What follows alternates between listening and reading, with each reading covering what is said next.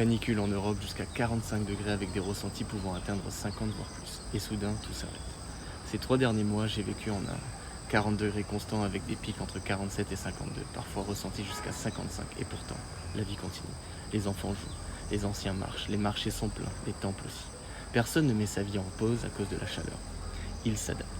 De l'ombre, des tissus humides sur la peau, de l'eau à température ambiante, parfois même du thé chaud. Oui, chaud.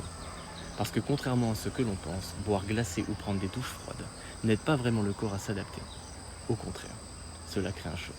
Le corps lutte, alors que dans les pays chauds, on fait l'inverse. On accompagne la température au lieu de la combattre. Boire tempéré permet une meilleure hydratation. Réchauffer légèrement le corps permet ensuite un refroidissement naturel plus efficace. C'est une intelligence du vivant que l'on a oubliée. Comme dans les pays froids, où l'on évite parfois le chaud excessif pour ne pas déséquilibrer le corps. Ce qu'il se joue, ce n'est pas la chaleur, c'est notre manière d'y réagir. On lutte au lieu de s'adapter. On force au lieu d'écouter. Et au passage, on consomme énormément de l'eau, énergie, climatisation. Il y a aussi un facteur important. Nos environnements. Moins d'arbres, plus de béton. Des villes qui retiennent la chaleur et la diffusent.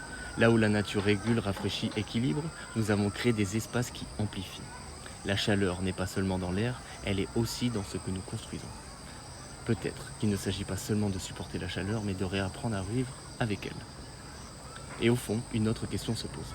Ce que nous vivons aujourd'hui, est-ce simplement un phénomène naturel ou quelque chose de plus complexe que nous ne prenons pas encore le temps de questionner, sans tirer de conclusion.